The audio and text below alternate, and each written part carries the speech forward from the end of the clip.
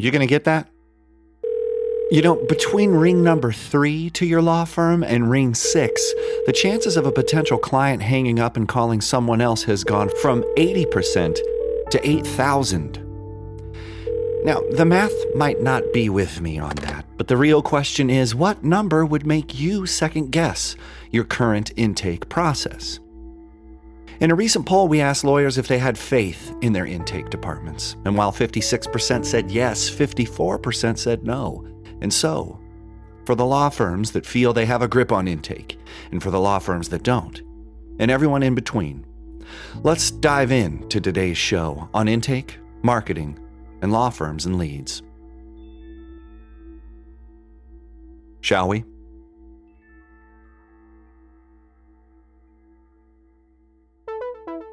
Lawsome, the podcast for law firms. Powered by Consultwebs. Welcome back to Lawsome, the only podcast for law firms that, just like syphilis, is spreadable. No, I'm just kidding. I meant to say margarine. We're here to inform, educate, and entertain the legal community on the latest in legal marketing and law firm development. I am Jake Sanders, the lead whisperer. And with me is Paul Julius, the chart stuffer. Paul, I don't think that bar graph fits on that page. I know, man, and I'm doing the best I can. I know you told me not to, but I mean, I went to Home Depot.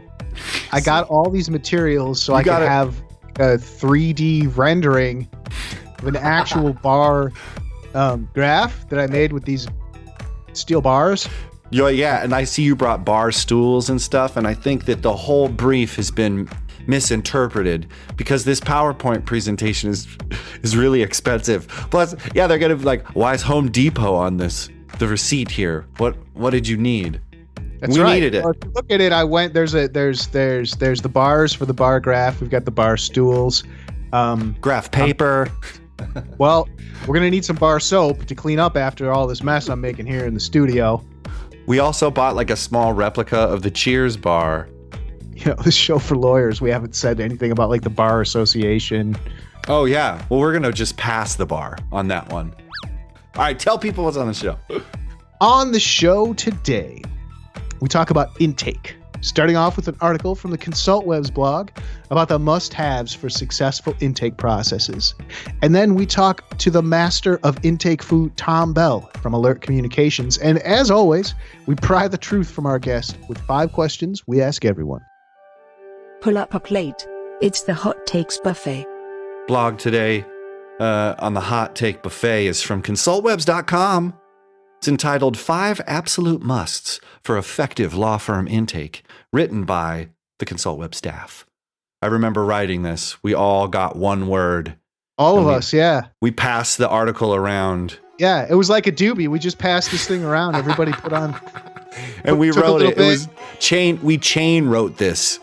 It was pretty good. I'm surprised that we came to the conclusions we did. And I'm also thankful because today we're talking to Tom Ball from Alert Communication, handling intake. Marketing and intake are we're just starting to realize how important it is. The other day I tweeted that marketing efficiency equals marketing effectiveness equals intake efficiency.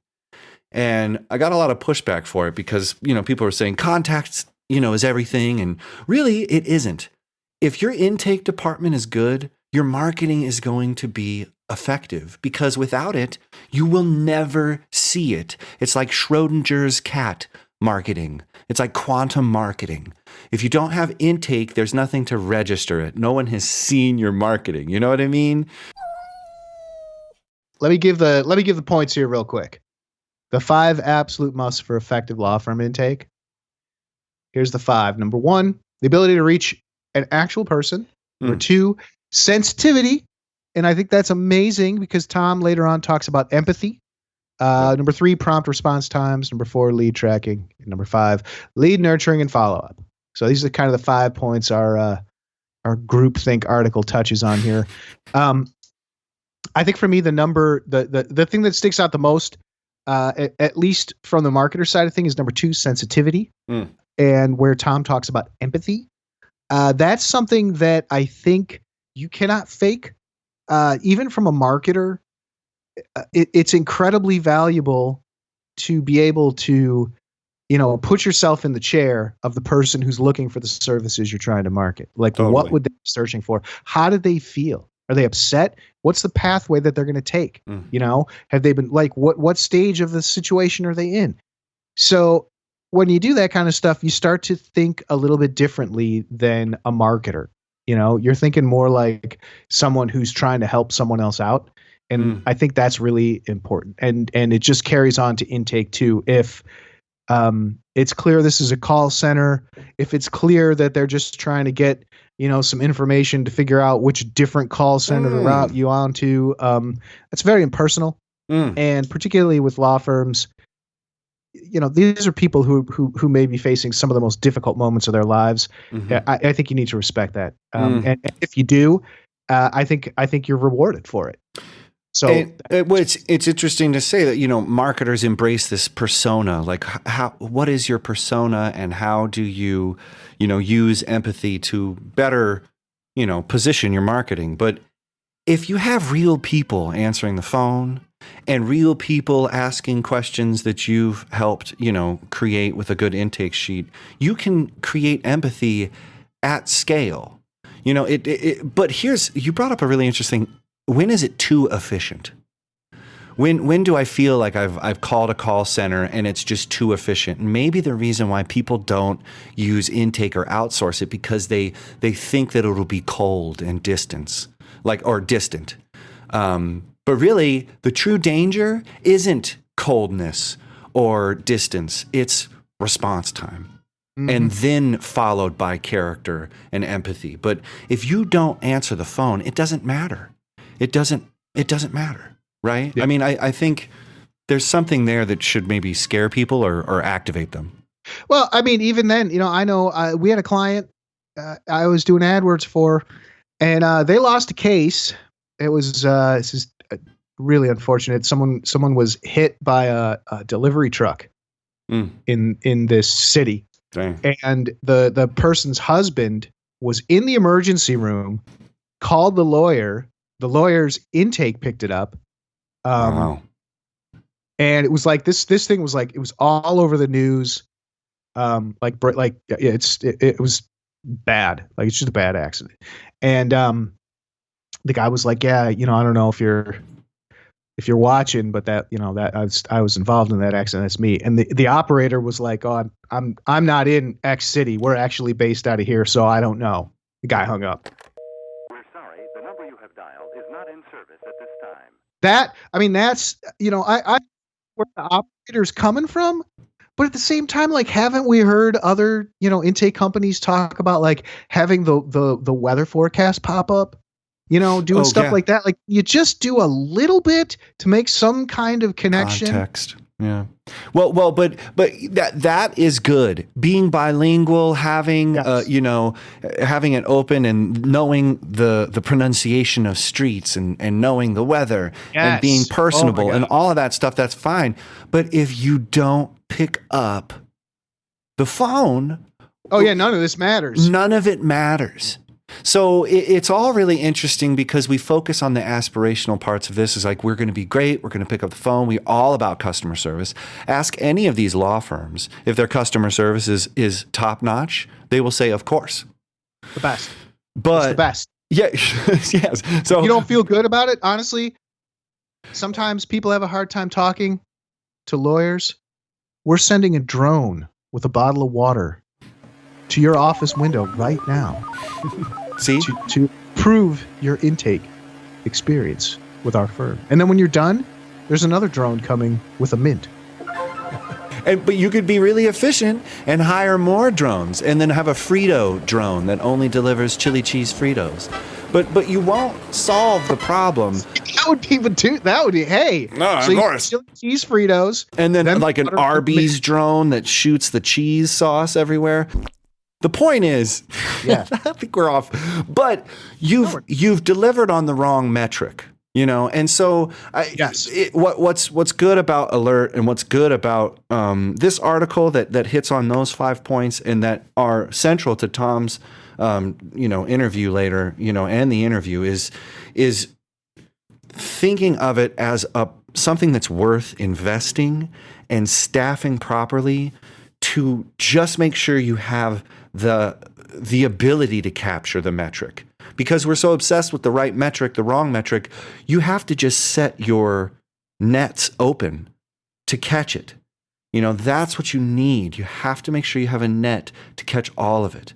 Because if not, you're just making a whole bunch of noise and you're not connecting it back to, revenue or profit or meaningful, because you can get all the leads, but if you can't call them back within, what does he say, 5-something minutes? 5 minutes. The percentage of it goes down exponentially. There's fractals, abysmal fractals of fall off. Oh, well, I didn't want to say 5 minutes. Yeah. Oh, I didn't want to say it while we were talking to him because he was on such a roll and he made some amazing points. But for all the lawyers, particularly the PI lawyers listening, all 5 or 6 of you, if you go and Google like personal injury lawyer, my city, or personal injury lawyer near me, there's going to be ads that pop up, and it's for a referral service.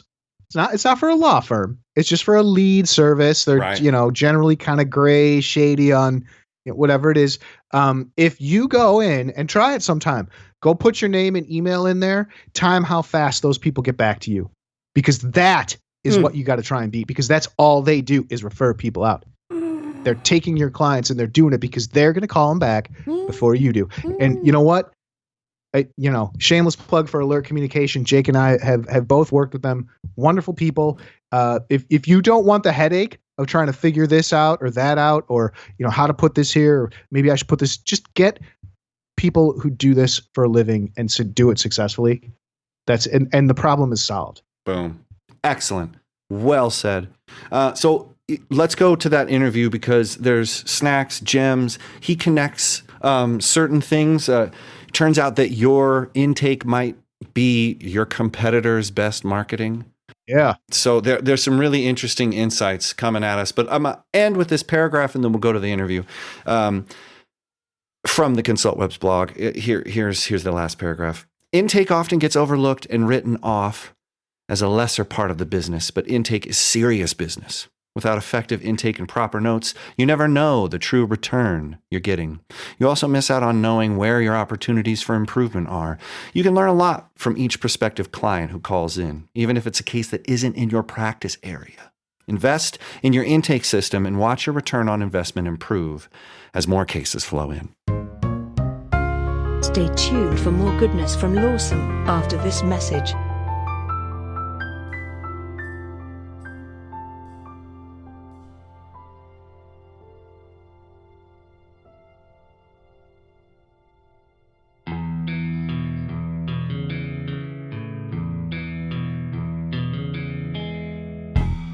Since 1999, Consultwebs has been helping law firms connect with clients on the web, connect digital marketing success with firm success, and connect their business goals to proven strategies that help them get the most out of their legal marketing.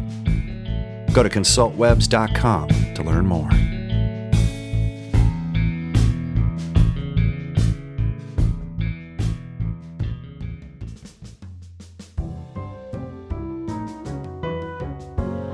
And now, a Lawsome interview. Tom Ball has been the marketing and sales director for Alert Communications since 2017. Founded in 1965, Alert is an intake and retainer agency currently servicing thousands of lawyers and hundreds of legal marketing agencies across the nation. Tom, thanks for being here to talk with us about intake. No problem. Glad to be here. So let's go into pitch mode. How does Alert Communications help law firms with intake, and what sets you apart from the other companies in this space? Because there are many. Yeah, I think the difference is that we've been around a long time, since 1965, and working with attorneys for many, many years. I think what sets us apart is our customer service and how we really customize for each law firm. And we do a lot of things to them. We're 24/7, 365. We're fully bilingual in our agency, but we're also a lot larger than a lot of people, so we have a lot more bandwidth We have almost 400 employees here at this time. We're in 55,000 square feet, and we can handle a lot of clients at once and customize to each one of their needs, and then answer the calls immediately or outbound call the leads immediately. So, and we have a lot of other features as well that really help the law firms convert their leads to clients. Thinking of intake as sales, I worked at a law firm, and it was very keenly understood that intake was something that was dedicated. We had Alert, working for our law firm, and it was the key to making sure we grab the leads like after hours on the weekends, any overflow. I mean, Alert was always there for us. But it's interesting because in polls that we ask on social media, it's not seen as essential as it actually is. It's very understaffed. It's typically with just somebody who's been there for 20 or 30 years. It's like the receptionist, or if that, what do you think this is? Why is there such a disconnect here in between intake, marketing, and law firms, kind of getting that hook? And how do you help your clients connect all of that? Well, I think that, one of the key factors for why it's an issue with law firms is that, the word intake is actually in some ways confused the entire office place and how they actually operate. So in the medical world, they call it a medical intake. In the legal world, they call it a legal intake. And they do that because you can't really tell somebody that's a client calling in that you're going to hand them to the sales department. It doesn't really work in the legal department because they want to have a consultation. It doesn't change the obligation, though, with the law firm to treat it as sales. What's happened basically is they've gotten away from that. And what they don't really understand is really the relationship between marketing and sales and how it works in every industry. In a law firm, the key is the speed of response and the quality of response and how critical that is. What's happened basically is what law firms have done to solve their problem is pour money into marketing and burn their cash through the spin to get that one case or one client that they need. The problem with that basically is that they end up actually spending too much money on marketing because of the fact they haven't dialed in their sales department. So why? Your question is why. I'm repeating what the problem is. It's really the knowledge of sales. I mean, almost everybody that grows up in a law firm, every single person, whether they're associates or they're hired as paralegals or so forth, almost none of them are trained in sales, and none of them are sales managers. However, in the very, very good law firms, that is something that they do. The very good law firms, they do understand this principle, and they do treat it like sales, and they do stand apart from other law firms. But really, them understanding the relationship, there's only three pieces. There's the product, which happens to be the law firm.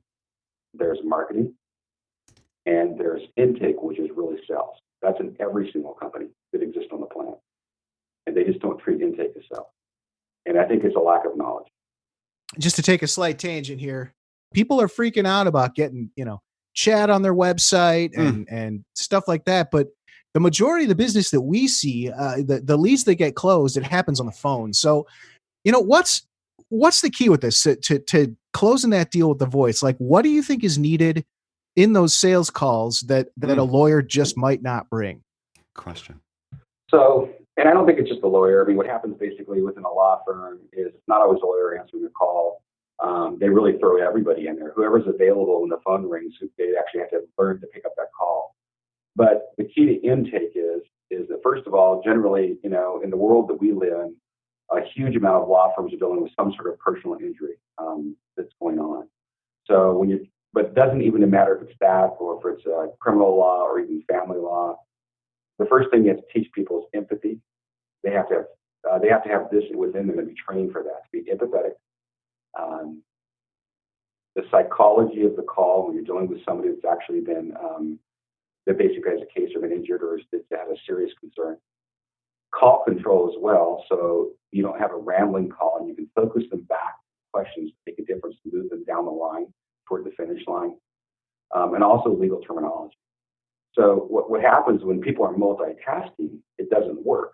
So a dedicated intake person or a salesperson has to be trained with all of those four aspects, which is empathy, psychology, call control, legal terminology, and have it in there. Even attorneys, when they're busy and they're rushed, if they're even leaving to go home or going to trial, if they take a call, they probably aren't in the right mindset. So that mindset is critical. And that's what you have to do all the time, is operate. Not just operate and train people, but you also have to manage that. And the manager has to be good at this as well. So it's not as easy as it looks. Yeah, of course. It's not easy. Here's my question. What's like a horror story that you've come across? Because me and Paul like to, it's very aspirational marketing. Oh, you can answer all the calls and you can start eating all the lobster, but really, like, you have to kind of point out how bad it is. And you kind of jumped over that at the beginning. We all know how bad it is, but like, what's a horror story? Like, you walked in and then also, how can people discover the horrors that live inside their own firms? Here's the real horror story. I'll just say it for every single law firm. The real law firm horror story is that most of the time, at least 30, sometimes 40% of the time, unless they're really bad, it can be higher. They're actually paying for marketing for other law firms because they don't respond in time. That's a horror story. Okay.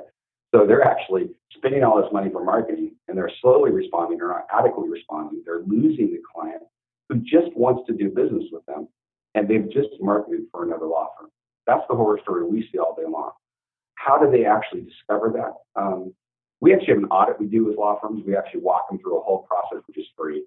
And we just go through 20 things, 21 different features that are available. And through that discovery process, they start to realize we are missing a ton of stuff. And because we're missing a ton of stuff being implemented internally, because we can't do it, which could even be after hours or weekends or holidays or, being bilingual, whatever it is, we're missing leads. And once it dawns on them, when you ring that bell or you turn on that light bulb to any law firm, they go, look, I'm spending all this money on marketing. This over here is a leaking ship. Let's plug all the holes. And if we can't do it internally, let's outsource it to somebody that can. And that's what you have to do. So you have to, first of all, the law firm has to be open to change and open to auditing their existing systems. And once they do that, then you go through that entire process and then you answer. And then you go, okay, these are the things that would really help you. Can you do this internally? That is an honest discussion. Can you do this internally? Most of the time, the answer is no. Okay, let's outsource basically everything that actually can help us.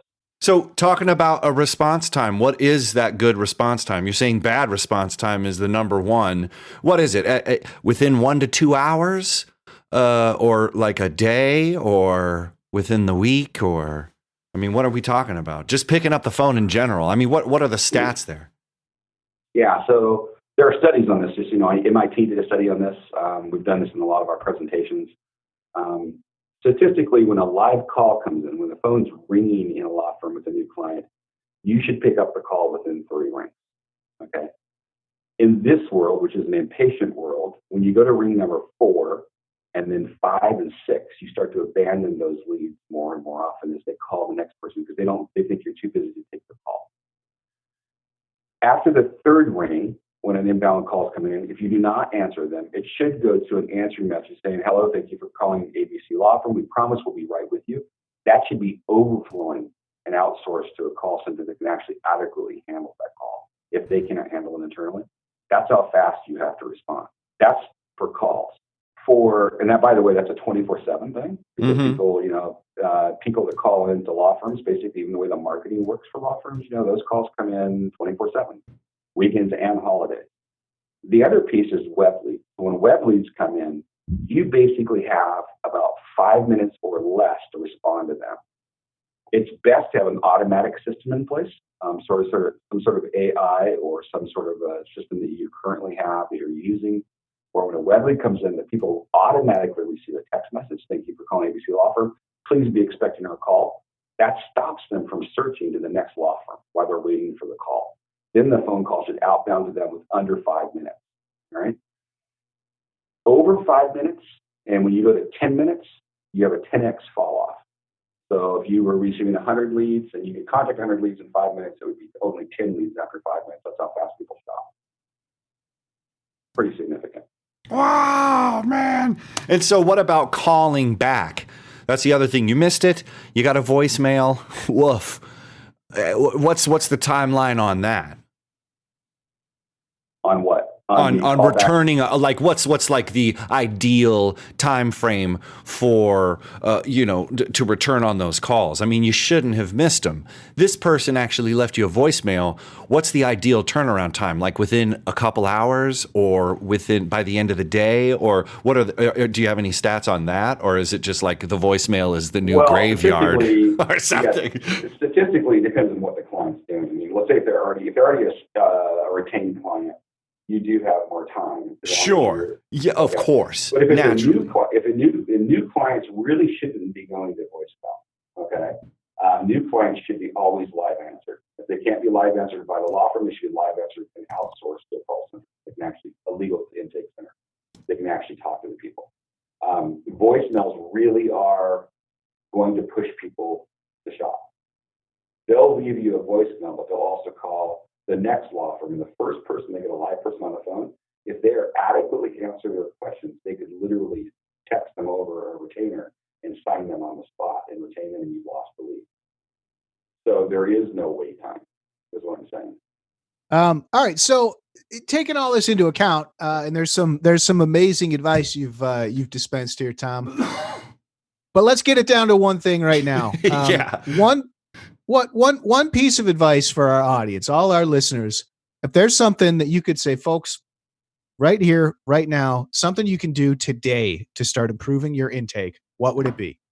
I think the number one thing they could do is evaluate their process. They really just need to dive in and start fresh and say, look, this is what I'm doing. Can I improve the process? Let's call someone to see if I can improve the process. That doesn't cost them anything. Just go through an audit with me to say I can improve the process. And if I agree with them, improve it. Don't wait to improve it. Just improve it.